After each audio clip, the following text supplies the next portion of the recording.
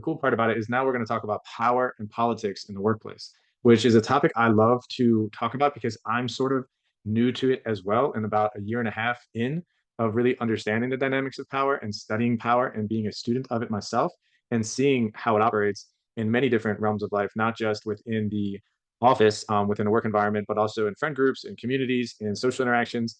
It's fascinating to me. And so hopefully we'll debunk some myths about power. We'll also learn how to utilize power for good and learn some tactics and techniques to politic constructively in the work environment. And all leaders to be aware and not naive that politics exists, that people acting politically towards you is one thing, but also learning how to leverage political tactics in order to influence other people would be probably the best way to say it. So we'll talk about some of that tonight. I constantly think about these, and ever since I've been teaching about them, I see them everywhere. And the sources of power, I just switched the slides, are if you just think about them as formal power and informal power. These are the two different ways to think about them. Formal power is given to you, it's like bestowed upon you. It's legitimate power. It's a lawful right to make a decision and expect compliance. These are titles. Reward power. It's really nice to be able to give somebody recognition via a plaque, a service award, a promotion, a it doesn't always have to be intrinsic extrinsic, it can be intrinsic as well. A raise, a cash bonus. Typically, people in position powers are capable of doing that. So that's another aspect of power within organizations. And when you're around people, just think about it, that have legitimate power and they have reward power.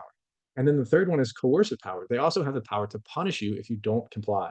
So naturally, and maybe you experience this, I certainly have in the past, in the presence of somebody who has this power, say over you, your behaviors change. And being aware of how those behaviors might change. Maybe you're stoic, like Eric.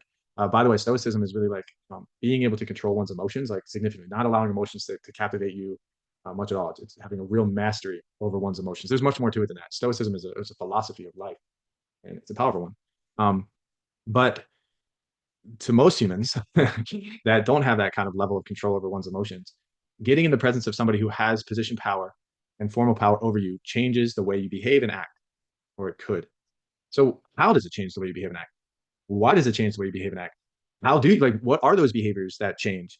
And are they constructive or are they destructive? Are they blunders or are they helpful? So these are some of the practical elements of class tonight. Like, first of all, are we aware that these things exist? Hopefully we are. We're not naive that power is a real thing and leaders need to acknowledge that. Um, and when we get into people that have this formal power either over us or if we have the formal power, this is important too, over other people, we have to realize that they feel a type of way in our presence as well. And if you're a leader as well, and you're walking throughout the organization or throughout your team, sometimes you almost like you want to ignore the people that are on your team because you don't feel like dealing with their either ingratiation behavior or they're kissing up or they're complaining or whatever it may be. So there's an element of you being around people that you lead that could generate an emotion within you. I remember often that I would force myself at times in days I just did not want to be at our facility because I just had enough of the people and the problems and all this kind of stuff. And but I would force myself to walk into the work environment because I knew it was important for me to show face. But it was undeniable that my heart rate would start increasing as I approached closer to the facility in which I was the leader. But still, it created an emotional effect on me because of this power dynamic. I mean, when you walk into friend's house or a family member's house, or even just walk home, you see your family, that same level of anxiety or emotion, it doesn't hopefully it doesn't exist because it's simpler in those situations. There might still be power dynamics, but when there's power dynamics, these emotions they're complicated and they need to be acknowledged and they need to be worked through. There may be 15 different variables involved with that feeling, right?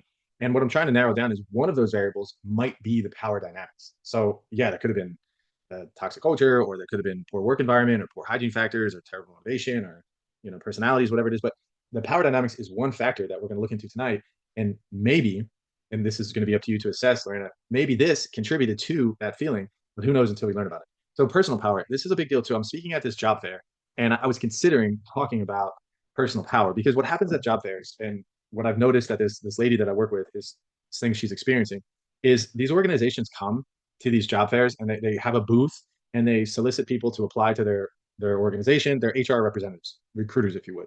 And they have to go because their corporate code or their contract says they have to do a certain number of job fairs a month. They have to recruit people and they're just doing their job. These are the HR representatives, the hiring folks of these organizations.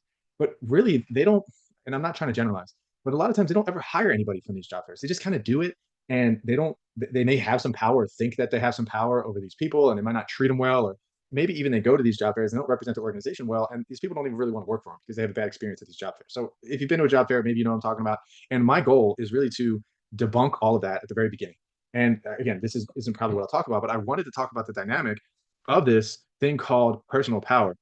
Personal power means this expert power. It's a powerful, kind of powerful concept. If you really know how to do a trade, like Eric talked about, you specifically know the functionality of say a tile roof, and that there's a metal fabricated custom part that needs to fit in between the tiles in order for the water to flow over, and you know how to manufacture that, you know how to make it well. You've done it for many, many years, and now you're looking to advance in your career, and you show up at a job fair, and you have that knowledge. Even if let's just say it this way, that person has significant power in a situation where somebody's looking for that kind of worker. Somebody wants that kind of worker. And it needs to be recognized that the people looking for a job, if you have a skill that other organizations are interested in, you have power too. Just because they have the career, the job you want, doesn't matter. So expert power is a fascinating concept. And if you're an owner of a business, and when I say an owner, like, you know that you need talented people in order for your business to survive. And then maybe you're the vice president of operations, you too know that your goal is to find good people so that you can produce and create value for customers. You want people like that. And if the person can explain to you what they're good at, why they know they're good at it, and do it in a way that makes sense, whether it's via resume, via trade show, via communication skills, then you're good. What my goal is through this is to get you to refine those skills, to be able to confidently articulate what you're good at and why it's important for you to articulate what you're good at in a humble way. Because in order to gain influence, gain power, to advance your career, to continue to lead, sometimes we need to tell people why we're good at something and what kind of value that offers the people around us. Very important. So expert power is a big deal. Referent power sort of comes with this ability to have this charisma and to have influence over other people, to be likable. And this is something way deeper. I think it's relational skills, it's emotional intelligence, and it's just a matter of, do people trust you? Do they like to be around you? Do they believe that your relationship or your friendship is important to them? And if so, then you have this thing called referent power because people like you, they believe in you. And so if you were to fire somebody like that within an organization, or you were to not hire somebody like that that has those kinds of skills, that's a problem because you need people that know how to build relationships. You need people who are likable. You need people who are the glue that bring people together. They're mediators of conflict, this kind of stuff. So again, if somebody's good at that and they're in an organization and that person gets fired, there's a high likelihood. Classic thing is I'm walking out too. You know, you fired my friend for no particular reason, and he's good at what he does, and also he has a lot of relationships. You're going to disgruntle a lot of people. So, and having that reference power makes your job more secure. All this kind of stuff. So why is it good for a leader to know that? One, because a leader should build up reference power. That I think that's important. But also, leaders should know who in the organization has that reference power. I know we've talked about this before, but I'm just reminding you before we get into this power conversation. Prestige power stems from a person's status and reputation. So, what does that mean? A person's status and reputation. If if you were to, let's just say, work in the military or the army, and you were a Navy SEAL, and you got a medal, some kind of valor, honorable medal, and then you were to retire from the military, and then you were to be hired at another organization, and that organization knew that you had this medal or award, whatever, from the military, automatically you have this prestige power. So that's one example. Another example is, say, let's say that you owned a company that made tacos, and you were really good at making tacos. You started it from scratch out of your garage, and then you moved to a food truck, and then from a food truck you went to a store, and then somebody came in and bought your store, like that example we're talking about, and now you're working for another company. You have prestige power simply because of what you've done in the past. So that's what really prestige power is as well. You don't have to have a position. People kind of know who you are. You know what I mean? You have this level of influence. You have a last name or a family legacy or whatever it may be. Again, it's not like an elitist fashion that I'm trying to explain. It's just acknowledging that these things exist. That let's. Okay, so I'll say it this way. So I went to a wedding. My cousin Kelsey got married, and she went to the Bahamas and just had this extravagant wedding. And I told you she works for. I think I told you she works for Demi Lovato, and she is, I don't know, like quasi famous because she used to work for Demi Lovato. Now she works for Caitlyn Jenner, and she's like their personal assistant. And I personally wouldn't be able to do that job, but she's pretty good at it. And so therefore, because of her proximity to somebody who's famous, she has a lot of followers on Instagram and all this kind of stuff. So she actually started a company and started selling jewelry, which is pretty awesome. And she's making decent money doing it. But the story goes like this: she got married, and obviously it was sort of a celebrity wedding, meaning there were certain celebrities that were there because she was getting married. And one of the celebrities was Arnold Schwarzenegger's son. I don't know his name, but and nor did I have any idea that Arnold Schwarzenegger had a son, nor did I really care that much. I mean, not a big fan. I am a fan of Arnold Schwarzenegger. I take that back, but his son, I don't know anything about him, and I don't pay attention to that kind of stuff. But my stepmom does. So my stepmom knew exactly who he was and was like taking creepy photos of him from like across the wedding. And I was like, what are you doing? And she's like sending these photos to her friends. And I'm like, what's going on here? But the point is that I'm trying to make, you can see that example, that Arnold Schwarzenegger's son, even though he may, I don't know what he's done. I'm not trying to discredit him. If he's done nothing, he still has prestige power because his last name is Schwarzenegger. So acknowledging that these exist, I'm not saying this is a good thing, but acknowledging that they exist is something that we have to understand.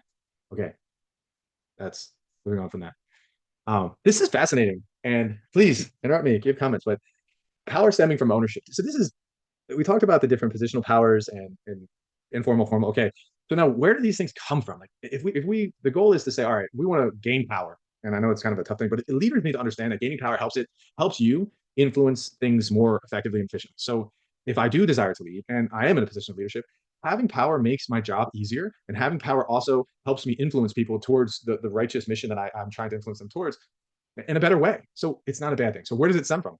It stems from ownership.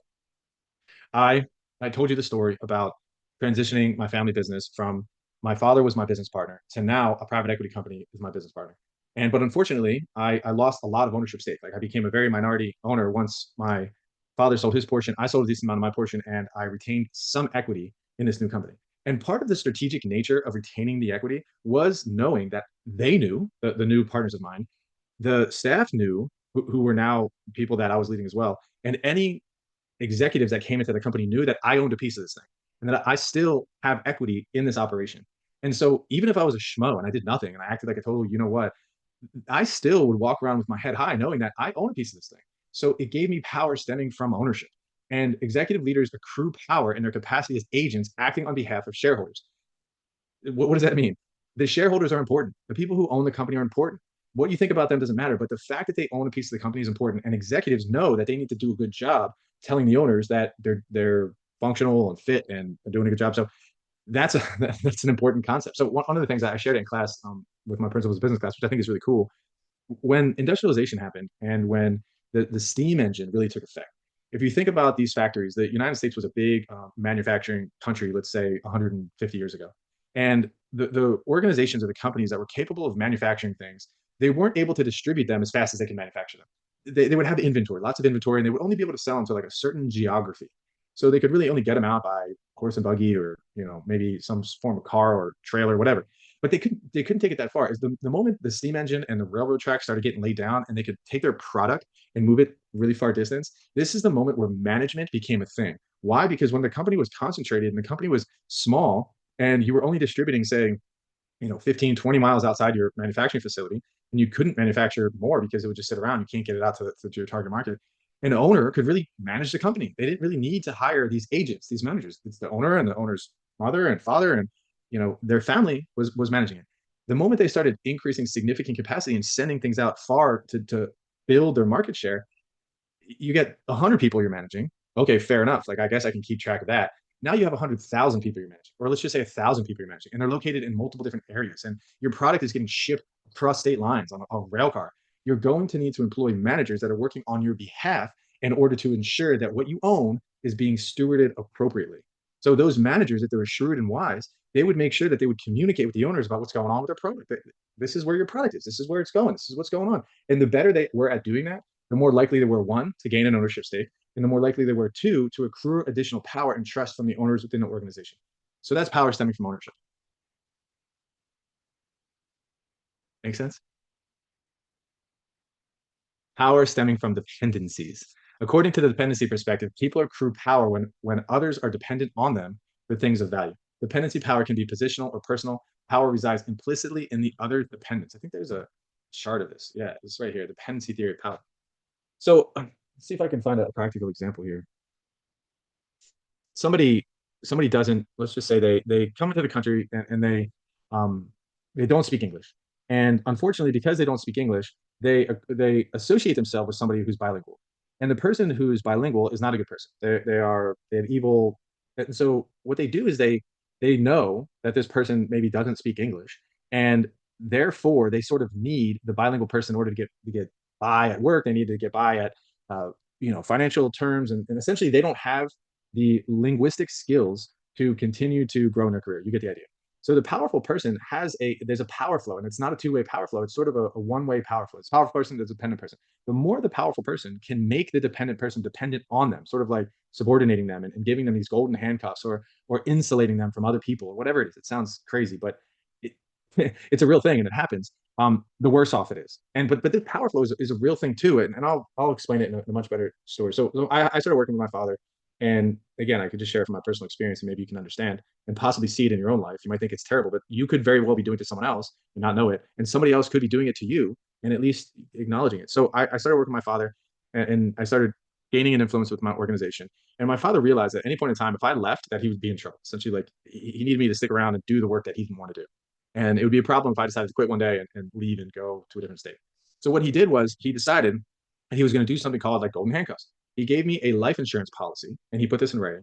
That basically it wasn't a term policy. It was, I think it was a variable policy, or it was a cash policy. So what happens with the cash policy? I forget the actual name of it, but he takes money from the company and he invests it into a life insurance policy that the company owns. So the company owns the asset of this cash account that's certainly accruing in my name. It's my life insurance policy. If I was to die, my beneficiaries would get the money, but I couldn't touch the cash. But I could touch the cash. I had access to the policy deferred over to my control after 10 years of service.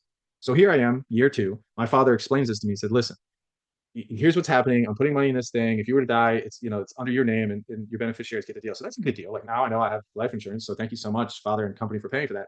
Oh, in addition, if you leave the company, you no longer have access to this life insurance, and you no longer have access to any of its cash value. Okay, fair enough. No, not fair enough. So basically, what he was saying is you have to stay here for 10 years to receive the benefit of this policy. So the other words, it's called a golden handcuff. And why did he do it? Well, he wanted me to be dependent on the organization and what the organization could provide for me in my future. Is it a bad thing that he did it? Hey, it's up to you. But you can see the dependency theory of power begin to shape out in some of these stories. Has anybody in your organization seen an opportunity, for instance, to open up a new line, to serve a new customer demographic, to maybe get a means into making the organization better and capitalize on that opportunity? So here's, I'll ask it a different way. Um, let's say you're in a tech business, and in the tech business, there's a software app that you know that this company needs, right? Like the company needs a software app, and they get a quote from the software app company for like $100,000. And you, being an employee of this company, have an uncle that works at this particular organization where they quoted $100,000. Call your uncle and say, listen, is there any chance you could lower the price, like, for this, whatever? And he was able to lower the price, and that was a $20,000 savings for your organization. Do you see how that example could give that person? And I'm not trying to peg into the nepotism. I'm just trying to say that there's an opportunity for you to advance the mission or the capital stance of that organization, and you do it. And there's power derived in that. It's an entrepreneurial thinking. It's a way of saying, okay, I'm not just an employee. I'm here to make things better. And by just not doing what I'm supposed to be doing, I'm doing more than I'm what's supposed to be doing. And I'm actually thinking from a systematic perspective. I'm thinking from a holistic perspective, and I'm willing to do what it takes to add value to this organization. That's in your gut. So let me say it this way: you're going to gain power by doing stuff like that. You make yourself invaluable. There's a concept called linchpin. So Seth Godin was one of, and sort of still is, one of the most impactful business leaders in my career. And he wrote this book called Linchpin. He's an unbelievable blogger, marketing, you name it. He's unbelievable. So let me just read what this book Linchpin is about, and you'll understand what this means by capitalizing an opportunity as a um, okay. So this life-changing manifesto shows how you have the potential to make a huge difference wherever you are. Few authors have had the kind of lasting impact and global reach that Seth Godin has had in a series of now classic books that have been translated to this other stuff. In Linchpin, he turns his attention to the individual and explains how anyone can make a significant impact within their organization. There used to be two teams in every workplace, management and labor. Now there's a third team, the linchpins. These people figure out what to do when there's no rule book.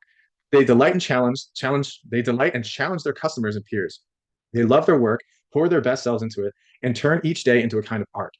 Have you ever found a shortcut that others missed, seen a new way to resolve a conflict, made a connection with someone others couldn't reach, even once?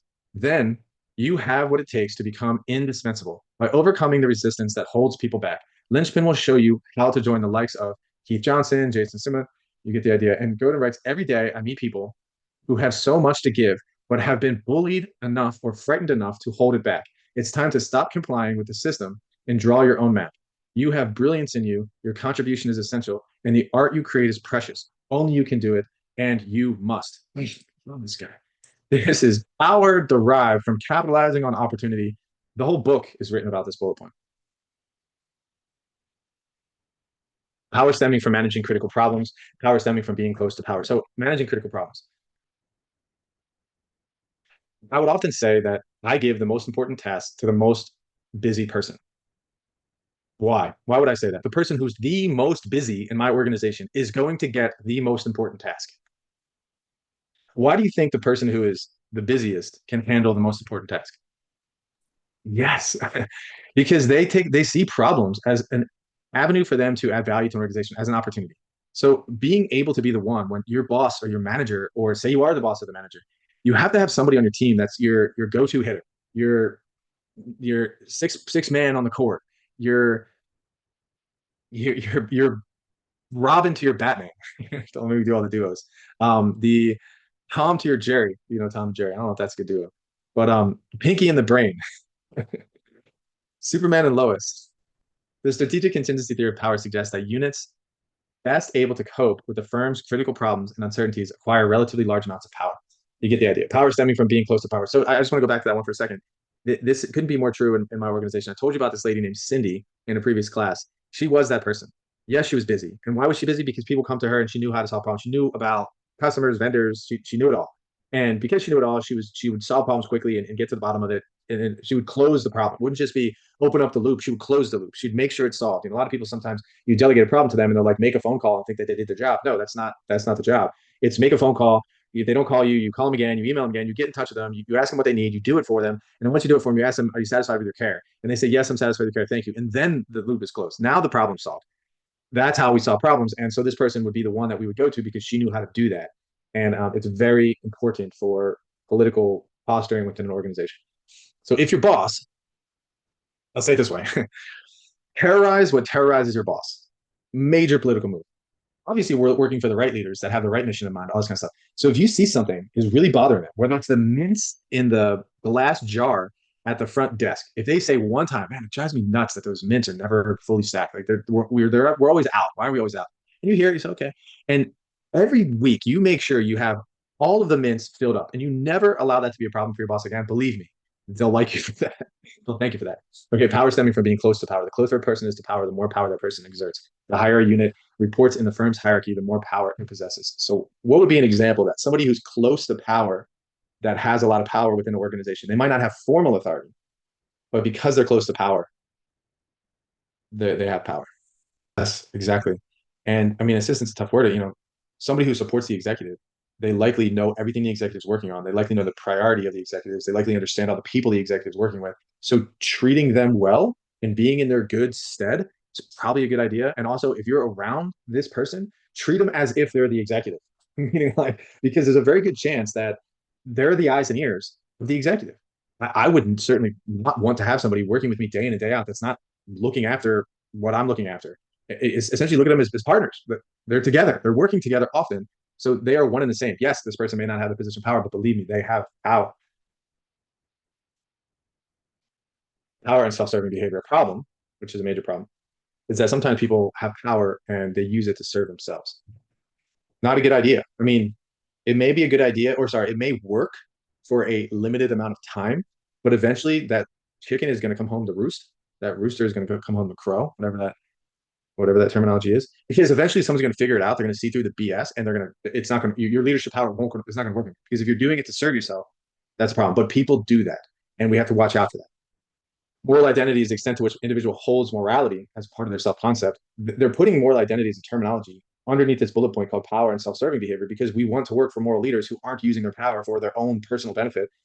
So that's why like a leader's moral identity is probably tied into that. You know, this thing, money is not evil. Power is not evil. It's the, it's not even, it's the, what is the term? It's the way in which it's used that can be evil. It's the person behind the money and power that can be evil. Money in and of itself isn't evil. How it's used can be evil. That makes sense. There's a better way to say that. But anyways, you get the point. Study concluded that individuals with strong moral identity are less likely to act in self-interest when they had strong trait power. Conclusion about study of power from Robert A. Caro: acquiring power alone does not make for great leaders. A person who uses power to create great and useful vision qualifies as an excellent leader. And this term self-efficacy is a good one. It's efficacy, self-efficacy. It's a cool term. It's not self-confidence. It's different. And I pulled it up here, and I think you guys can see it on ChatGPT, and it says self-efficacy in the context of leadership refers to a leader's belief in their own ability to successfully perform leadership tasks. So I am self-efficacious with being able to tie my shoes, being able to drive my car, all this kind of stuff. So am I self-efficacious by performing my roles as a leader at work? That's the question. Or do we feel that there's an imposter syndrome present? The more self-efficacy we have, the easier it will be for us because we've been here before. We've led a meeting before. We know what it's like. We've written that report. We get it. It's straightforward to us, such as motivating a team, making decisions under pressure, managing conflict, or leading change. More precisely, leadership self-efficacy is the internal confidence a leader has in the capacity to influence others, handle challenges, and achieve goals through their actions. Why it matters: leaders with high self-efficacy are more likely to take initiative, persist through setbacks, and model resilience. They tend to empower others. Great transition because we're about to get into that slide, as their confidence allows them to delegate tasks, trust, and support risk taking. Self-efficacy. Part of the goal of hopefully getting a degree that has some practitioner element to it is knowing that you are qualified for the position, and knowing that you're qualified for this position. When you start, you're already a step up for the people who don't think they're qualified. So if you don't think you're qualified for a position, you sort of are psychologically in a tough place right from the get. From the get, even the slang, from the jump. All right. I wanted to say this one thing too about delegating, and that I think is important. Some reasons why people don't delegate is because they don't trust the people on their team. That's number one. Number two is they don't delegate because they feel like if they delegate, that the person that they delegate to is going to do the task of the job better than they do it and make them look bad. So, for instance, I used this example the other day. So, I have a let's just say I had the opportunity to get a babysitter to help come babysit my kids. And my wife really doesn't like that, but I say this babysitter is amazing, and we're going to bring this person in. Babysitter comes in, and babysitter does such a good job. It's like she's Mary Poppins. She's so good at what she does that I no longer am necessary in my home as a father, because she's like, or he, whatever, is like the Mary Poppins or the Mary Poppins male version of an amazing babysitter. So therefore, I wouldn't hire that babysitter because I think that if I delegate my duties of watching my kids so I can go on a couple dates with my wife to this babysitter, that they'll be so good that they'll make me look bad, and therefore my role is going to be no longer needed. So you get the idea. So people don't delegate because they don't trust somebody, and they don't delegate because if they were to delegate, they think that that person is going to take their job or is going to do it better than them and make them look bad. And the third reason why people don't delegate is because they're so unorganized that they just would be able to do it. They just have to do it themselves because they don't even know what it is they need to do. So it's difficult for them to delegate. What do you delegate? I don't know. This house is a mess. Why don't you start cleaning over there? Well, that's not very helpful. Why don't you delegate me something more specific and more continuous? It's a little bit better to do it that way as opposed to leaders who are just simply a mess and they can't delegate because they're so unorganized. So those are three reasons why people don't delegate. And delegation kind of stems into what we're going to talk about now, and it's called empowerment. And often this terminology is not used right. And because I work in the realm of entrepreneurship, I believe that entrepreneurship is one of the most empowering and transforming subjects you can imagine. We talked about that ownership concept. And when I say empowering, this is what I mean. It's empowering people to achieve their unique, inherent entrepreneurial potential. That's what I mean. Is bringing something out of them that they fully own and realize on their own, and they generate cash. They create their own job. They buy their own building. This is empowerment. And leaders who understand the essence of empowering people in their team, empowering people in their work environment, don't give them strict rules and strict obligations and strict titles and strict hierarchy and strict bureaucracy. And that is not empowerment. Again, it's about empowering somebody else, not taking the power and wielding it over somebody or giving them a little taste and then taking it back. No, it's fully empowering somebody. Empowerment is the basic component of shared or distributed leadership. As team members receive more power, they can accomplish more. They become more productive. Because managers share credit for their accomplishments, they become more powerful. Companies that empower and train people at all levels can create competitive advantage. Talent from all levels should be capitalized upon, not just top level.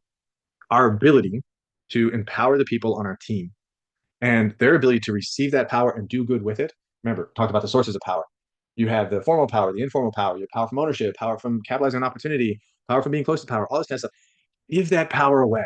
Here's a good one. So if you have power from being close to a power, if you're an executive assistant and you bring somebody into your office because you want them also to be close to the executive, meaning like, hey, They're trying to get something done, and you see them trying to get something done, but they're going to need to be blessed by the wand of the executive. And you work with the executive every single day. If you invite that person in the office to like have coffee and do it intentionally, like have coffee with me, sit in my office, just hang out, like come on in, you're my friend. And that person is also able to rub shoulders with and be close to the executive. And that's a form of empowering them. Like you're bringing them into your proximity. And so there's many ways, even if you don't have formal power, that you can still empower other people, complimenting them, helping them when you can, complimenting them in front of their family and friends. One of the most amazing things you can do, and I hope you do it after I explain this to you, is if you are leading somebody, or if, say you have a, you know, you're a soccer coach or you're a football coach, and you have team members and their parents are around. The best thing you can do is to compliment that player in front of their parents, or you say you look at their parents, or like whatever. Let's just do the parent thing. You have an employee, and that employee parents come in to visit the office. If you don't take the time to look at that parent and say, thank you so much for your son or daughter, um, they're amazing on our team, and I'm grateful to have them here, and they make a meaningful contribution to this company. And I just want to tell you thank you. Wow, you know, that's a form of empowering them in such a magical way. So empowerment doesn't just end with like delegating a task to them or telling them thank you or giving them a role. This is not it. This is not it. It's way more than that. Empowerment is passing decision-making authority and responsibility from managers to group members. Five noteworthy components of empowerment of meaning. Meaning is fit between work and person's beliefs, values, and behaviors. Competence or self-efficacy is belief and capability to perform tasks well. Self-determination is having a choice in initiating and regulating action. So that's the nature of empowerment. Those things, meaning, competence, and self-determination, all kind of stem from that. And I hope that you all, if you have power, I hope that at some point you give it away to the right people, because really that's power is supposed to flow in and through us to others.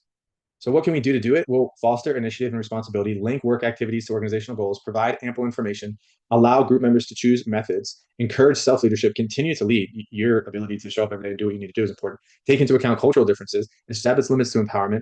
That's controversial. Practice an optimal amount of empowerment. I do want to touch on that, establish limits to empowerment. I think this means establish limits to empowerment means that sometimes, all right, you have a new customer service representative and they're 6 months in and they're amazing at what they're doing, and you've empowered them so much. And next thing you know, you go into the customer service department and they're doing something that is like wackadoo. It's just not working. You know what I mean? It's like it doesn't make any sense. And they took their empowerment to the next level and they messed things up because of it, because they don't have the wisdom or the experience that you have. You somehow have to put some level of upper bound on empowering people to possibly not change the entire organization. And one of the things that's important never to empower somebody if you're a leader is you have to realize that your duty is still to lead. You don't empower your own duty to lead. And what does that mean? Well, you still get in front of people, you still cast vision, you still try to influence others, you're still gregarious in a work environment. You don't just sit at home and toil in your bedroom with your Cheetos because you've empowered everybody in your office and therefore you don't need to do anything. That's navigating your leadership responsibility. We don't want to do that. So there are limits, I think, to empowering people. Gosh, I've seen some office flips that were pretty funny with this. It's just, you know, people just delegating and the manager just does nothing, and that's not okay. So effective empowerment, you add the meaning to the work. Sorry, that's up there. Undo, yeah. You add some sort of meaning to their work. You develop competence in them, meaning you make sure they're trained and they're good at what they do. You develop self-efficacy, which is what we discussed before.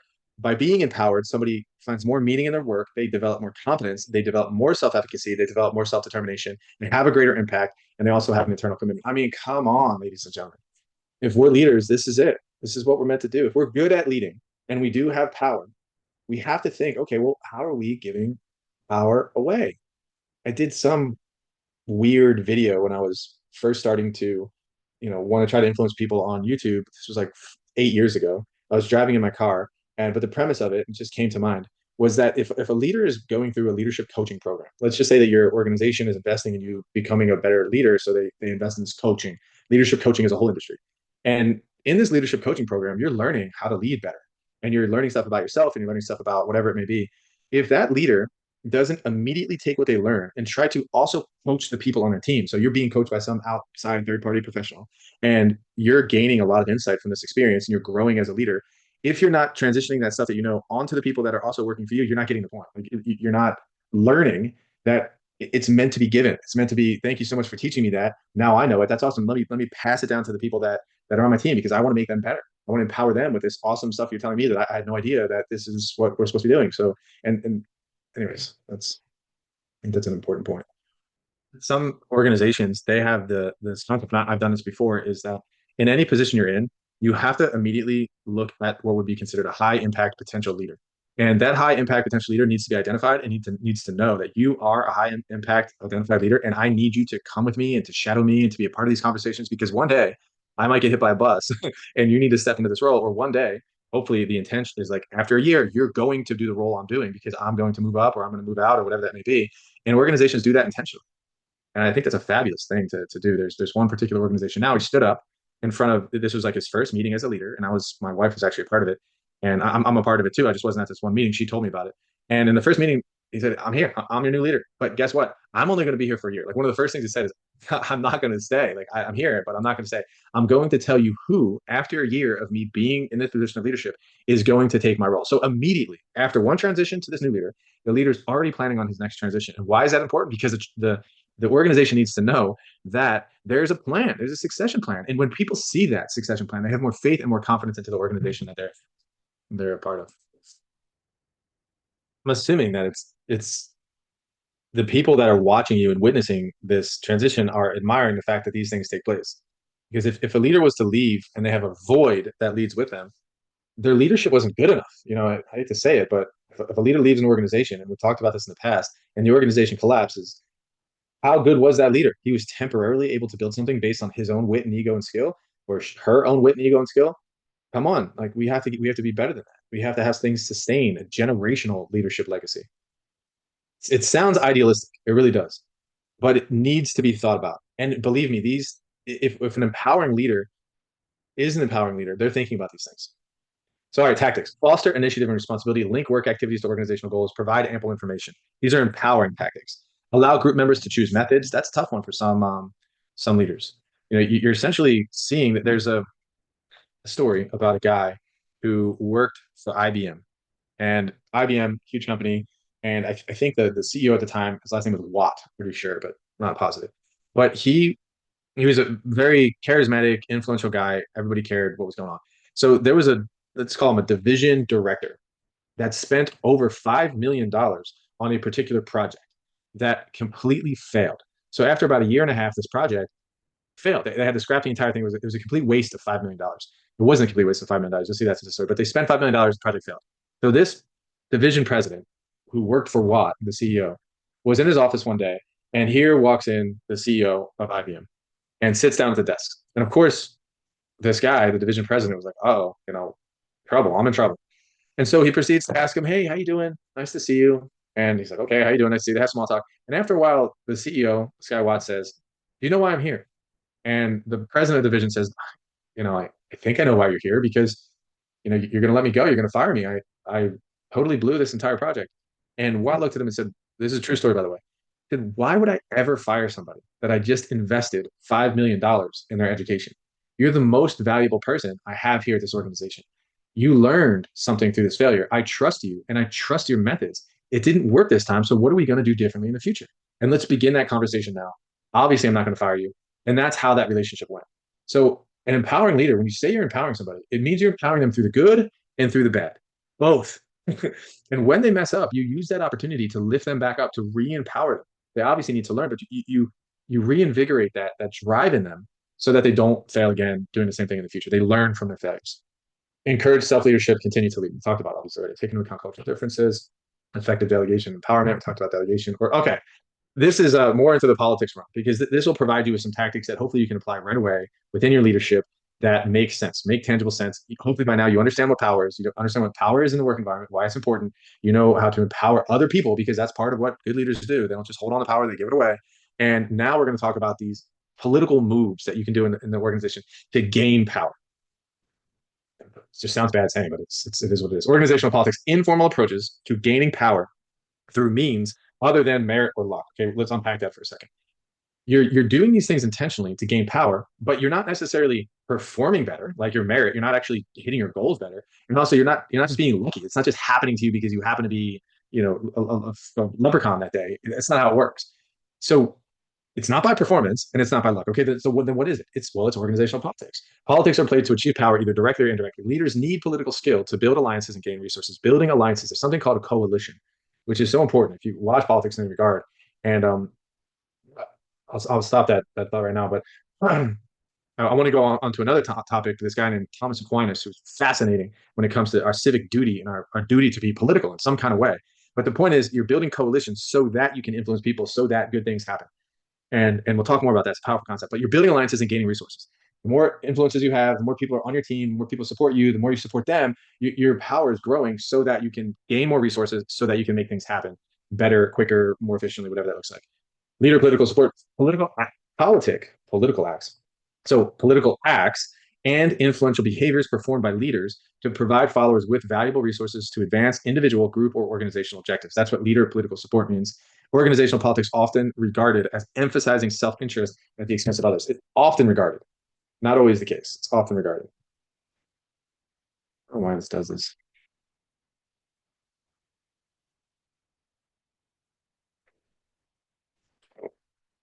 Has anybody seen the one of the first Netflix original series called The House of Cards? No, might show a clip. It's the Machiavellian side of power. Factors contributing to organizational politics, pyramid-shaped organizational structures. So the reality is that organizational structures, they have a hierarchy. And because they have a hierarchy that plays into people's mental models of what they need to do in order to gain influence in the company, they need to work their way up the hierarchy. Subjective standards of performance. This is a big one. If you're a leader and there's not a clear meritocracy, there's not a clear merit on how to gain advancement within the company. Like, hey, if you submit this amount of reports, if you're here for this amount of years, if you have performance standards that are rational, measurable, and objective. If those don't exist, then therefore people think that people are promoting based on favoritism because they're not looking at the rationality of it. They're seeing that you're just spending more time with these people, you're laughing more a lot with these people, and you're not actually measuring their performance. And therefore, when a promotion comes up, you just interview those people and you just move the people up that you like, as opposed to the people that are actually performing. When that kind of stuff exists, more political things happen because people start trying to get into good graces of somebody and laughing at their jokes so that they can be next to them and be favorable with them. And they don't care about performance because there's no performance objective. So when subjective standards of performance are there, subjective means I feel like you're doing a good job. I kind of see you at work and it seems like you're happy. So therefore you must be performing. That's subjective. When those things happen, more politics exist. That's a factor that's contributing towards more organizational politics. Environmental uncertainty and turbulence. When people operate in an unstable and unpredictable environment, they tend to behave politically. So I could tell you so many stories about that. There's a guy, probably one of the best stories. No, I won't say his name, but he super loyal to our family for many years. And unfortunately, in this transition to companies, we had these three different organizations: construction company, a lawn company, and a pool company. And the pool company was the one that mostly had a lot of the private equity interest. So, but there was still a construction company and lawn company that needed to be led and managed. So the construction company and lawn company was essentially fully sold. I didn't retain any equity in those two companies. And there was a guy that we worked with for a really long time that actually got hired in that company. So the moment that that person got hired in that company, their interest, because we are no longer owners and don't have the power, his interest completely shifted. Like he was just his attitude and his like whatever was all fully invested into this new owner. Even though this new owner, you could call it what you want to call it, but you can see him completely start fawning over this new person. It was so obvious, and it was very hard for me to see, and it was very hard for me to be around. And it was almost like completely vacant. The same kind of loyalty and love he had for my father, and I just sort of disappeared. And you can tell that this was happening, and it was hard to witness. So environment. Here's why. I guess this is a whole story, not to diminish him. It was uncertain whether or not he was going to keep his job. He didn't know what the future held. So because of the uncertainty, he just made sure he gravitated towards the person who now had control over his future, and that's understandable. Emotional insecurity is another thing. Some people resort to political maneuvers to integrate themselves with superiors because they lack confidence in their own talents and skills. Machiavellian tendencies. Um, it's a good series to watch. And essentially, this guy, Frank, I think is his name, he's a bad guy and he's a killer. And he used political tactics and skills in a Machiavellian way. Some people engage in political behavior because they want to manipulate others. He was very good at that, sometimes for their own personal advantage. As soon as a person gave him what he needed, he he fully like dispensed with him, and in some cases killed him. And he's a horrible human, but he's a very good politician. Let's put it that way. And those people are out there too. People who have Machiavellian tendencies, watch out for them and don't engage in that behavior yourself. And at the same time, watch out for those who are engaging in it. And that contributes to organizational politics. Encouraging admiration from subordinates, managers, as well as other workers send out subtle signals that they want to be praised, such as smiling after receiving a compliment and frowning when receiving negative feedback. So ingratiation is a part of that. So when you sense that when you affirm or ingratiate a leader, like you speak well of them in front of them, that they're like, "Oh, thank you so much. You're so nice." That's actually reinforcing that kind of behavior. So here are some political tactics and strategies. Organizational politics required to improve prospects for a successful career. To make effective use of organizational politics, leaders must be aware of specific political tactics and strategies. Leaders frequently need support from their programs and search for innovative types of political behaviors. New tactics continue to emerge as the workplace becomes increasingly competitive. The impact of politics and subordinates and colleagues depends on perceptions of politics. So I want to be clear that the human tendency of this thing called social exchange is that, if I was to pick up the phone and call my friend, yes, I want to say hello to my friend and it'd be nice to talk to my friend. But then, of course, when my friend picks up, he gives me the benefit of being able to talk to him. Like I have a need, and that I go to my friend, and my friend fulfills the need, even if it's just social interaction. He fulfills my need. But more likely, I'm going to my friend because I need something. Like, hey, I'm calling you because I need you to give me that lawnmower that I asked for, and can I borrow it?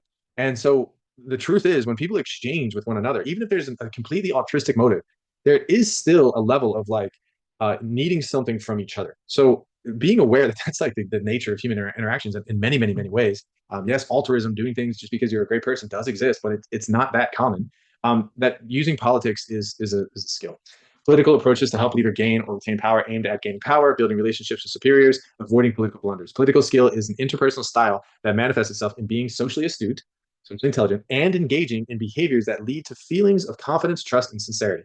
So, are you being socially astute? You know people's names, you know how to act, you know the norms, you don't violate the norms. You make sure people know when you do something constructive because you need to tell them that you did something constructive. You are not overly aggressive, overly passionate, this kind of stuff. And so that's being socially astute and engaging in behaviors that lead to feelings of confidence. People believe in you, they trust in you, they think you're sincere, and then can also be used for unethical. So that's what political skill is. Develop power contacts. People you know within an organization who control resources develop power contacts. These are strategies aimed at gaining power. Have a compelling vision. We all know that the power of having a compelling vision, stating that vision. So, as a faculty member, a lot of times what I will do, and this isn't a political tactic, but I know that this is what the mission of the organization is I restate what we do at Miami-Dade College. I remind people of the mission of Miami-Dade College to serve students and to do it through innovation and to do it without discrimination. Like I'm here to serve students, period. And whether it's student A or student B doesn't matter to me. That's why I'm here. And when I start off with that, and when I'm clear about my intent in this conversation, serving students, people understand why I'm passionate. People understand why I care about this conversation. So I'm reminding them about the compelling vision. Control vital information, do what the political environment demands. Remember that everyone expects to be paid back, be politically correct, avoid terms that offend people. The one in the book was kind of funny. I guess I shouldn't say that because it's not politically correct, but what they would say is, I think it's a, so ask yourself if you agree or disagree. This is on page 189 if you want to follow. This indicate whether you agree or disagree with the following terms. This is the blunder quiz, right? Like you clearly want to probably disagree with most of these, but you'll see. Number one, it is acceptable to criticize your manager in a meeting as long as the criticism is valid. If you agree with that, that could be a blunder. If your boss criticizes you, an effective way of getting revenge is to post a tweet making fun of them.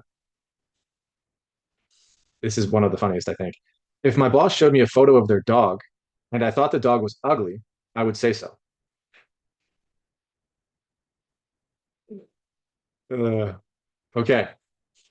If I worked for Microsoft, I would still use whatever search engine I thought was best instead of using Microsoft Bing, the Microsoft search engine, while at the office. So essentially, you work for an organization, and you're not even using the organization, you're using the prime competitors' tools. Fascinating. Number five, if I thought my company's product or service was not worth the price, I would openly express my opinion on the job. It's fascinating. So I went to Florida International University for graduate school, got my DBA. But I firmly believe, and especially now, I'm sort of biased, that I could get the same level of education from professors at Miami-Dade College. And let me explain.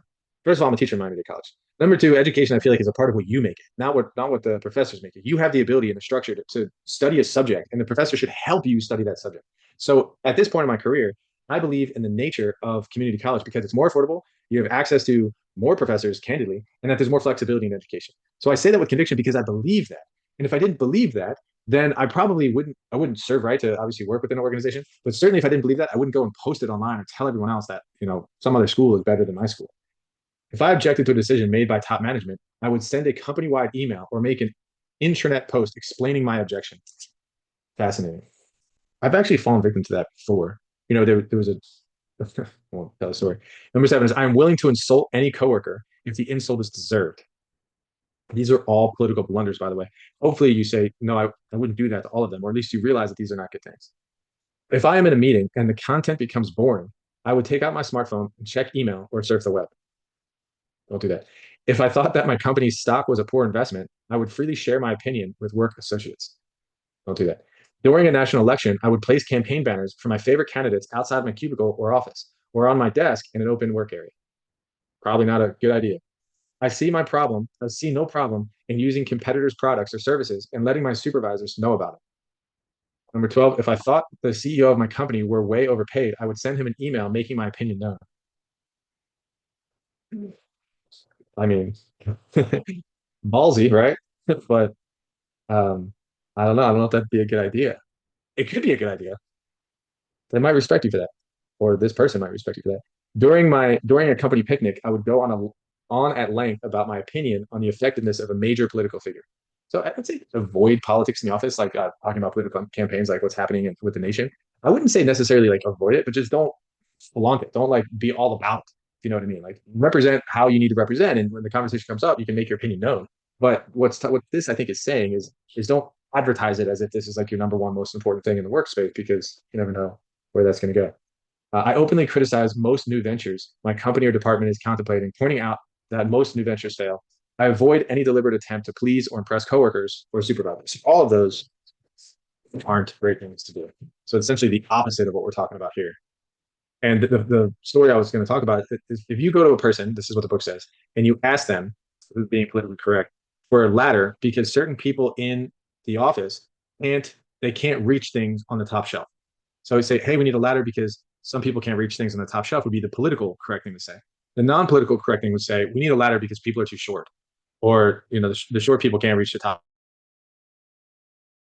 Like that's not the way in which you say it. It matters. So think about those things. And I tend to be because I'm more fluid with the way I talk about stuff. I tend to have I tend to not be as politically correct as I wish I could be. Sometimes I say to my wife, I wish I didn't say that, or like maybe I should have said it differently. So that would be being self-aware about the way in which you say things. Be the first to accept reasonable changes. A person that understands that, let's say that Carl talked about how the boss is moving into his workspace. So obviously this is a change, but if Carl embraces it and says, hey, listen, I'm okay with it and it's great, it's going to be wonderful and looking forward to working closer with my boss. While other people on the team are like, oh my gosh, I can't believe this is happening. Why is she coming in here? I don't want her to come in here. I mean, there's clearly Carl might have some trepidations, just using you as an example of, oh, wow, what's this going to look like?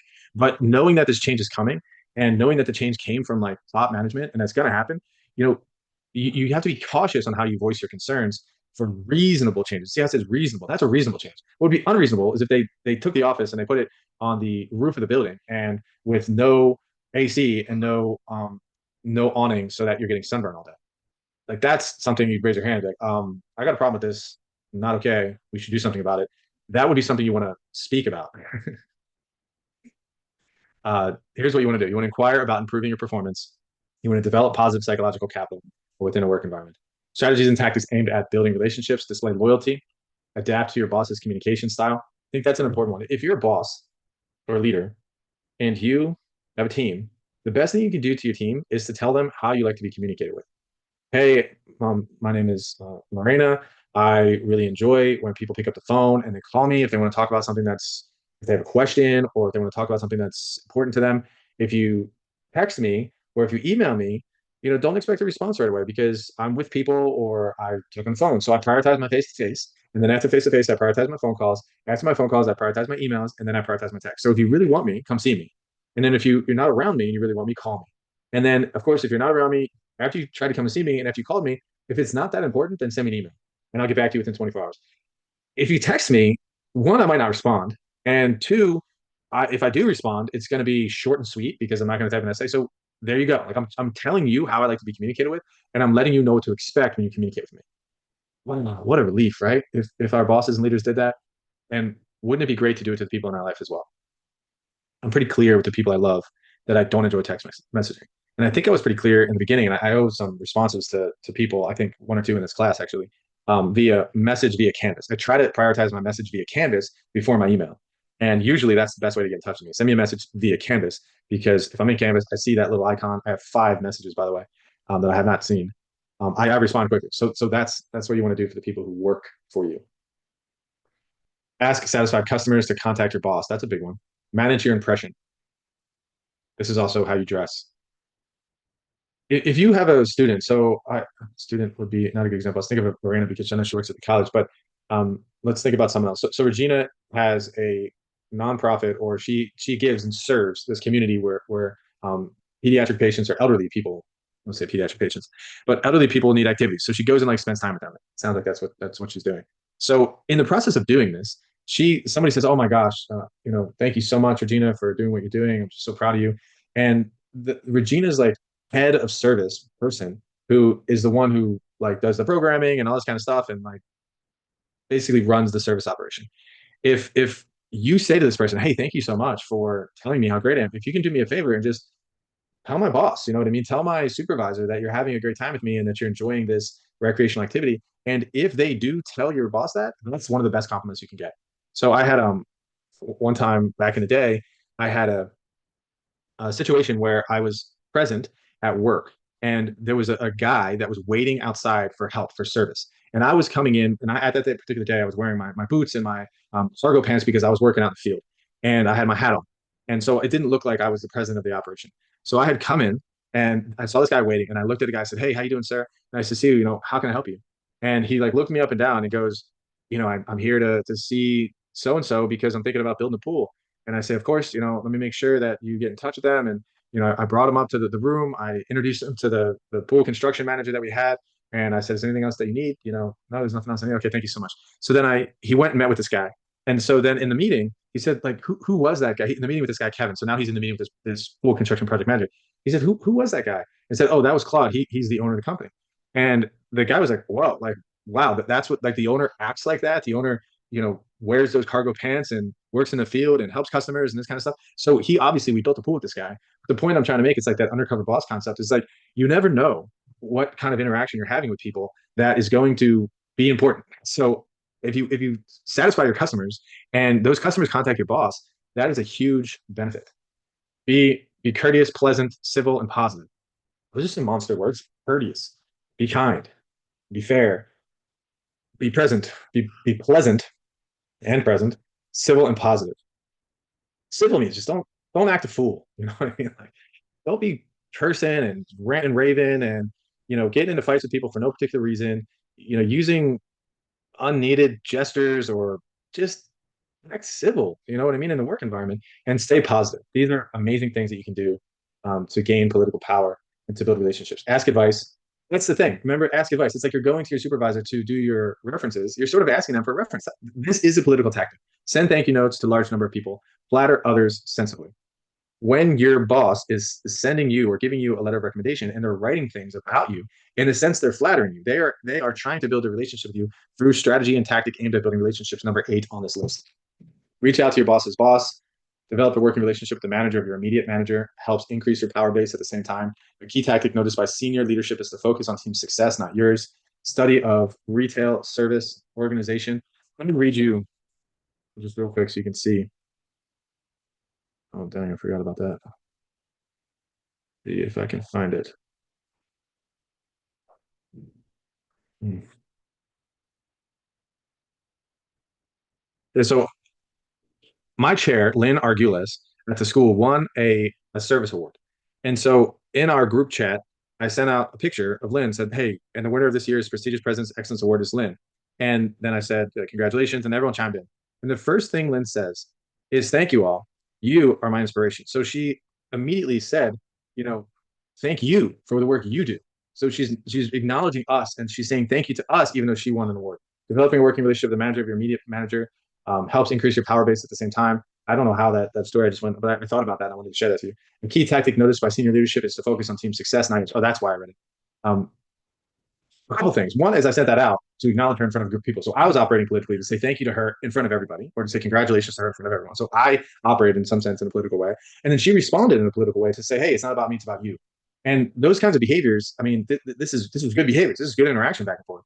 But it still is, the way in which we behave civilly in the organization. And these are good signs. Study of retail service organizations showed importance of political skill. Subordinates with good political skill were able to develop better relationships with supervisors who were a different race. Strategies aimed at avoiding political blunders. So let me see how many more slides we have because I'd rather engage you and talk to you, but I want to make sure we get through this. I find, and maybe for the people who are tuned in, this chapter to be the most practical and the things that are easy for me to start to implement. What do you think about it?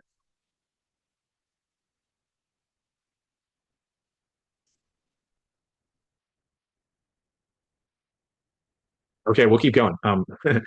But again, I'm trying to get you to realize that these things aren't difficult to implement and they're not difficult to understand and they're highly effective. Is basically what I'm trying to say. And you want to avoid these things. Political blunders to avoid criticizing the boss in the public forum. Don't do it. Bypassing the boss, meaning if you have an issue and you need something to get done, and instead of asking your boss or your manager, you go to your boss's boss. That's not a good thing. Or let's just say you go to your boss and your boss says no, and then you go to your boss's boss and your boss finds out that you went to the boss's boss. That's not a good deal either. I mean, there are times where that's needed, but probably not a good idea. We had a gentleman on our team. Um, his name, I forget his name, but he was a pool tech, and the pool tech had a pool route manager that was clearly his boss. So what he did is he came to me and called me directly. So it was like a couple layers up, but he called me directly. I pick up, how you doing? What's going on? And so he had some complaints, right, about the way things were going, or he needed some extra whatever. And I asked him, I said, well, have you told your boss? He said, no, I haven't told my boss because sometimes I tell him and nothing gets done, whatever. So I'm like, oh, interesting. Like, tell me more. So tells me, and I take this information, and unfortunately for him, in a sense, I told everything to his boss. Why? Because I've known his boss for 2.5 years. I trust his boss. His boss does a great job, but I had to explain to his boss, hey, here's what I heard. Here's what's going on. Here's what was shared with me. And so, of course, he did not take kind to that. And understandably, like he didn't want me to tell his boss. I get it. But the reality is I almost had to. I had an obligation to tell the person that I work much more closely with and have empowered to manage him based on what I heard. And so then he called me back and said, why did you tell him that? And I said, I'm sorry that I lost your confidence, but it's my duty to share with the manager who I've entrusted in leadership some of the things that you said. And in the future, I really hope that you share these things directly with him as well before coming to me, before coming to other people. So it was a little bit of a learning lesson. I may have lost a bit of his trust, but it certainly needed to happen. Declining an offer from top management, not a good idea. Putting your foot in your mouth, being needlessly tacky. So I guess the point of that story is that your boss's boss is usually going to side with your boss and not with you. It's usually, not saying always, usually, unless there's some moral or ethical um, dilemma, or there's something your boss is doing wrong, stealing or manipulating information. Yeah, so like if you're blowing the whistle, that's a different thing. But if you're just going to your boss's boss to complain about your boss, uh, you know, let's think about that before we do it. Not conforming to the company's dress code, being revengeful and hostile during an exit interview, indiscreet behavior in private life. That's an important one to understand. Gosh, I mean, what's the extent to which I can share? We had a group of people go to a pool show up in Orlando, and at the pool show, they were with a company, but at the pool show, a couple of people went to like a gentleman's club, and I found out about it. And it was during sort of company whatever time, and the fact that I found out about it, it definitely reflected on. I sat down and talked to the people about how they're representing our company while they're up there at the pool show, and I had a conversation with every single person that attended that establishment. And of course, like that was their personal time, whatever you say, it was past 5 o'clock at night. But at the same time, it wasn't like their personal behavior as stewards and as people who were carrying the banner of our organization. They needed to understand that some of their personal decisions impacted the company. And so that's one example. Another example is if during the workday, if you're working at your company and you go out to lunch and you belittle or mean to people at lunch, they know that you represent a company. Don't do that. And also posting on social media. So if you're single and you're running around town and you're posting pictures of yourself flirting with people or doing Instagram videos and what do they call these things? Reels, TikToks. If you're doing that, all power to you. Like build your influence. You know what I mean? Get your followers.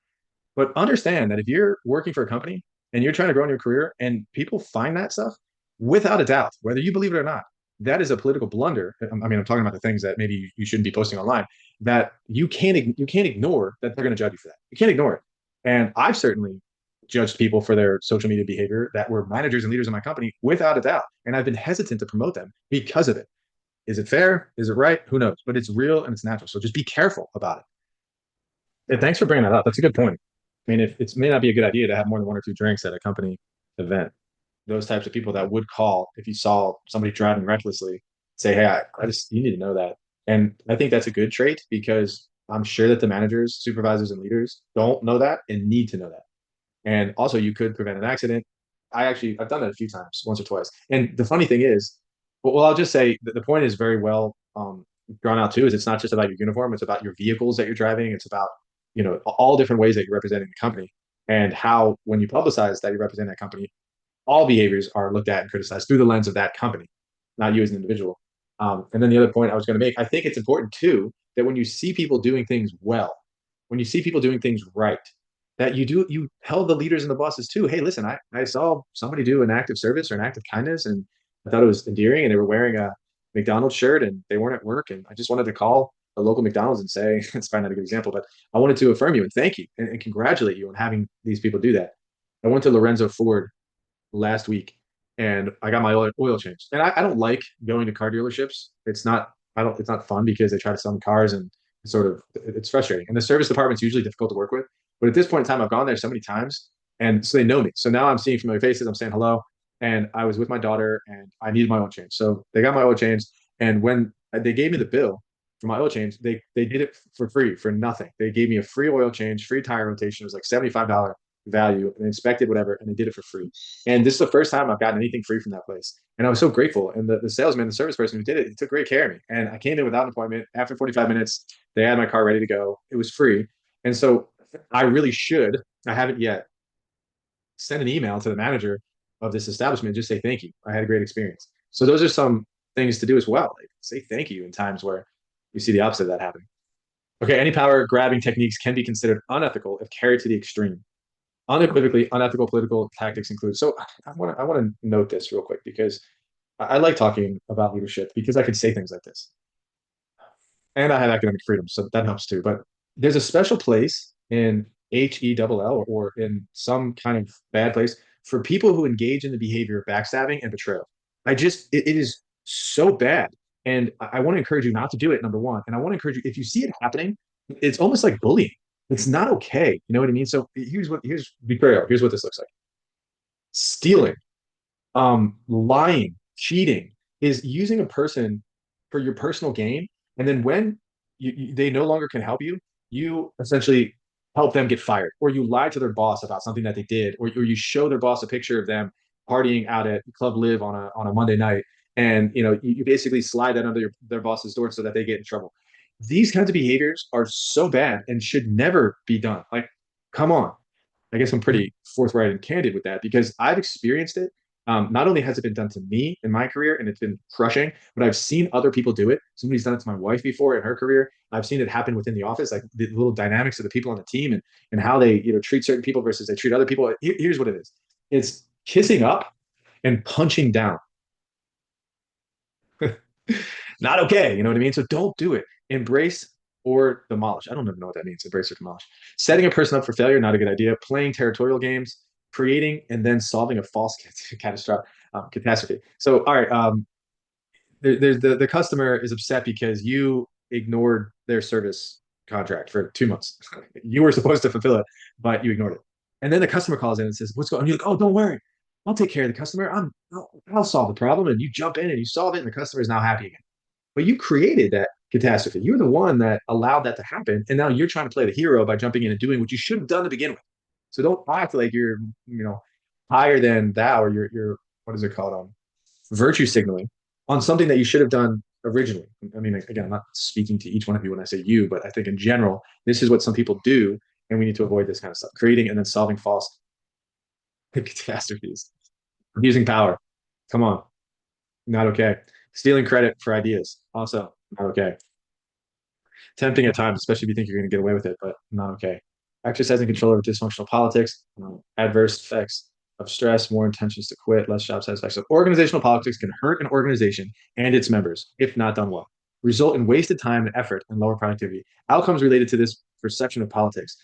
If the bad stuff happens, this kind of stuff, unethical politics, people are going to have adverse effects of stress, more intentions to quit. By the way, adverse effects of stress because of clear and obvious political behavior or betrayal or backstabbing in the office can lead to lawsuits as well. So, as a manager and as an HR rep, as a leader, you're actually obligated to provide some kind of healthy, I'm not saying healthy, but void of these kinds of things work environment. You don't want to have a work environment where people are backstabbing and doing all these kind of behavior because if somebody is in that work environment and gets super stressed and super sick and has a heart attack and goes to the hospital, there could be a lawsuit against you for that. More intentions to quit, less job satisfaction, less emotional commitment to the employer. low task performance, less organizational citizenship behavior. Organizational citizenship behavior, by the way, I don't think you know this, is are those discretionary behaviors that people do that is not in their job description. So I pick up the trash in the parking lot. I help Joey, fix his Outlook because he doesn't know how to use computers as well. And I do. It's not a part of my job description, but I do it anyways. That's the quintessential organizational citizenship behavior, the quintessential org behavior thing that you want. You want people to do that in your company. And if you are running an organization or team where there's too much negative political behavior happening, you're not going to get people to act that way. They're not going to go above and beyond. A lot of times, what happens is they will quiet quit and they will show up and they'll do the bare minimum and nothing else. And if that's the case, then it's a good thing, meaning like at least they're not going to the extent where they're sabotaging the organization. And that kind of stuff happens too. If you got a lot of stuff like this happening, not only are people quiet quitting, which isn't a good thing, they're doing the bare minimum and nothing else, they're also potentially doing things to sabotage the company's success that you may not be aware of. So you really want to avoid these kinds of unethical political tactics and strategies within the work environment. I'm pretty sure that's it, but let me read this last one because I just find this topic to be edifying. Edifying is a good word. It shapes me. It carves me into a better leader. Organizational leaders must be aware of its causes and techniques, strategies, and techniques to control politics, avoiding favoritism and cronyism. Cronyism is very similar to favoritism, and it's like nepotism. Sure. Cronyism is the context of organizational politics refers to the practice of giving jobs, promotions, or special advantages to friends, allies, or trusted insiders, not based on merit or qualification, but on personal relationships or loyalty. So it's similar to nepotism. It's when people advance because of who they are and not what they contribute. How it shows up in organizational politics, favoritism in hiring or promotions, assigning key projects to friends rather than capable employees, ignoring underperformance from insiders, creating an inner circle that blocks others from opportunities. You get the idea. So that's what cronyism is. Don't do it. Setting good examples at the top of the organization, individuals in the organization to share the same goals, threaten to discuss questionable information in a political forum, hiring people with integrity. But the reason why I didn't engage too much in the question asking with this is because I really wanted to get that information out because I really truly believe that these things can help you in your career. I didn't want to leave tonight not covering every single one of those slots. If you have access to your book and you should have access to your canvas where you have that chapter, I would highly recommend you go through that and that you copy out some of the things that are things to do versus things not to do, and you remind yourself of these behaviors. This is at no cost to you. You don't have to build your say if you work in accounting, you don't need to know how to do more tax auditing. All you need to know is how to act more professional and politically savvy in the work environment. So it's an easy thing to learn, is basically what I'm saying. And when you learn it, and again, I'm on this learning journey with you, you notice it. And when you notice it, you can see what to avoid, what not to avoid. And also you can be more critical, have a good critical eye of the leaders that you're following to see if they're falling victim to this kind of stuff. And if you have an initiative within your organization that you're trying to influence, you know that doing some of these political tactics, can help you. So I think there's a lot to learn from organizational politics. And I don't think it's talked about enough. You know what I mean? I don't think that people really bring it out in a constructive way to say, hey, this stuff exists and we should talk about it and we should learn how to deal with it. Like power. Why don't people talk about the scientific nature of power and human exchange more often? Why is it such a topic that's swept under the rugs? I refuse to allow it to be as an educator. It needs to be discussed so that we can use it for good. This is the point. We have our values. We're morally sound. We're approaching a mission that's meaningful. We understand power. We know how to utilize power. We know how to gain power. And we know how to use that power that we gain for good so that we can make a meaningful impact, influence in the world for our organization and for the people that are going to come after us. Topic needs to be talked about more. But that's it. I want to end by saying I really hope that you guys can just incrementally, in a very small way, take something from today's class and apply it to your life. Understand that power exists. Understand that politics is real. It's not a negative thing. I try to end with some quote from Thomas Aquinas, because it is in some camps they may say that humans are inherently political beings because we're community-oriented human beings. Aquinas believed that human beings are naturally political. Thomas Aquinas is considered a Saint Thomas Aquinas. He's a theologian. We are designed to live in communities governed by reason. Civic and political life isn't just practical, it's a moral calling that helps us pursue the common good. Man is by nature, man or woman, a social and political animal, is what he says. The purpose of politics is the common good. Aquinas argues that the primary goal of political authority is to promote the bonum commune, the common good, not individual gain or power. This includes peace and order, justice and virtue, the well-being of all members of society, and especially the vulnerable. Rulers who fail to pursue the common good, who act tyrannical, lose legitimacy. So my call is for you all to take these skills seriously and to build up your political skills so that you engage in these political conversations or the political whatever. Again, when I say political conversation, you engage in the nature of human politics within the work environment in a constructive way for good. That's my calling for you all. There's just two characters in the first clip. There's a character called Lord Calibrimbor, and so what his role in this particular clip is he is a forger of metals, like really really good craftsman, and he has all the tools, all the expertise. He's amazing at it, but he's going to be seduced by the power of being able to create these metals. Somebody's going to ingratiate him, is the term. Oh my gosh, you're so good. Look at you. You can do this. And really is going to manipulate him in a sense. And the one that's manipulating him and catering to his desire to desire to be good, his ego essentially, is Sadon. Did I pronounce that properly? Sauron. And Sauron. And Sauron is the bad person. That it's the dark one. This is the Lord of Evil in the movie. So he's the one manipulating this guy who's in essence has a good aspect to him. But you'll see the scene and we'll kind of okay. What's fascinating about the scene and some of the context and the backstory is that Celebrimbor is actually a good guy. You know, he's an elf and he's trying to preserve this kingdom and making sure everybody's happy. And usually he's insulated or buffered by his other good people, good men and women. And unfortunately, in this case, this evil one who's manipulating him, that's Sauron in disguise, lying and captivating him with this power. Um, they're one on one. He's behind closed doors, if you would. He's doing the stuff that he would be doing alone. Now he's not insulated by his good guys, or he's not buffered by his friends. He's void of them, so he's not surrounding himself by good people, and therefore he's more tempted to be corrupted by this lure of power. So those are some of the things to consider in that scene. But did you guys notice how this guy, now that you know the bad guy who sort of walked out of the grandiose exit, did you notice how he was speaking about Celebrimbor? So he was catering to his ego, and he was speaking highly of him because it's something called being a Machiavellian, and we're going to learn about this. And the term is so important to understand because Machiavellianism happens all the time within organizations. But having Machiavellian tendencies is something we want to avoid, and that is something that we could be captivated by, and we could start behaving that way without actually knowing it. So I'll define that term in a bit. So that's clip number one. So now we have this new character, Elrond, and Elrond is really portrayed in this story as the good guy, the protagonist in a lot of ways, kind of fighting the forces of evil. And what Elrond is really good at doing in this series is he's very good at politicking and he's very good at building coalitions and he's very good at relationship building. And you'll see in this scene, he's talking to this dwarf. I don't know who this dwarf is. Prince Doran, who was a great actor. So Prince Doran is the son of the king. He's the prince essentially of the dwarves, and the dwarves have lots of they have minerals. They have an army. They got a lot of stuff that these other races, these other populations, they want the dwarf. They always want something from the dwarves because the dwarves are essentially rich, and they're usually taken advantage of. So they're sort of giving a stiff arm to a lot of these other. But Elrond knows this guy and has known him for a while. But Elrond is there to ask a favor, and you'll see kind of how this plays out, and you'll see how Elrond speaks to and talks to this guy Prince Doran, and we'll talk about it a little bit more as the class progresses. There was a lot of leadership tactics and political tactics that happened there. First of all, the dwarf Doran had the courage to say what needed to be said and didn't hold on to the bitterness. So that's lesson number one. Like what he said needed to be said, and he wasn't just going to hold on to it. He was going to tell him because it's obviously not okay. It's an ethical, a moral dilemma that his friend is now coming here, wants something, and he hasn't even shown up for 20 years.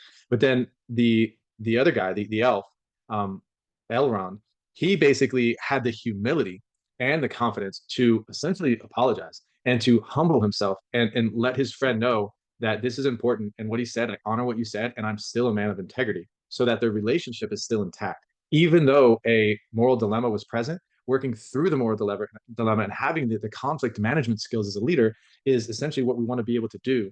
And these are things that are going to happen throughout our careers, and people are going to wrong us, and someone's going to gossip about us, or you're going to be CC'd on an email that you shouldn't have gotten BCC'd on, and someone's going to say something mean about you. And how you handle these situations matters. And these are important leadership lessons, I think, that we should consider. Okay, this one, this lady, uh, I'll probably pronounce it wrong. Galadriel, Galadriel. She's an elf warrior, a fighter. And she is going to be very enticed by power. And she's going to see a ring and she's going to essentially be lit up and say, wow, I want that ring. And she's going to pick it up and put it on. And obviously, the metaphor that we're trying to understand is that money and breaking ethical codes in the pursuit of power is going to entice you. Possibly it's enticing you right now. Are you wanting your grandfather to pass away so that you can inherit something that he owns? Like what's that? Where's that coming from? You know what I mean? Is that a feeling that you have? What kind of actions are you calling him to say hello so he puts you in the will? I mean, these are real questions, and that's something to check yourself on because in the work environment, you could very well revel in somebody else's failure so that you can one up them and get their position. You could very much use certain tactics to sidestep your hard work and diligence. And instead of working hard and being diligent, you do something manipulative and tricky and essentially Machiavellian, and you could get ahead because those things are always available. And in positions within organizations where things need to be done, where performance matters, this is very tempting. So that's kind of the essence of this scene. You'll see that temptation, and you'll see her fall for that temptation. And it's so funny when you look on it as an observer, which is why I love the role plays. You could almost say like, no, don't do it. And that's our conscious talking. But the truth is, when we're in that situation, when we're confronted with those moral dilemmas, what decision are we going to make? And will we make the right decision? And again, this will be the last comment. The purpose of this is to sort of kick in your, what I would consider to be your ethical Holy Spirit. Like, whoa, something's wrong here. Maybe I should take a pause because when you see these kinds of behaviors and you notice them and you're aware of them, you're aware of these moral dilemmas, you can approach them with a much more rational lens and ask yourself certain questions that we're going to talk about tonight. But what questions should we ask? Is this right? Do we want to? We'll get to those questions in a bit. So here's the last scene for you. Interesting scene. So what you, not to be a spoiler of the series, but that ring, those rings did restore that tree. Call that tree the tree of life if you want to, whatever. It's like holds the elven power, and it's good for the elves. So temporarily helps them. Metaphor is, does it help them in the long term? Is it the right long term decision? Is it sustainable? Can they keep, are these rings good? Or if the trade off is, oh, we have our little tree here, that's awesome, and now our species continues to thrive or whatever, but what does it do to the entire rest of the world? How does that impact the people that are following me? How does that impact the organization? These kinds of things are fascinating. So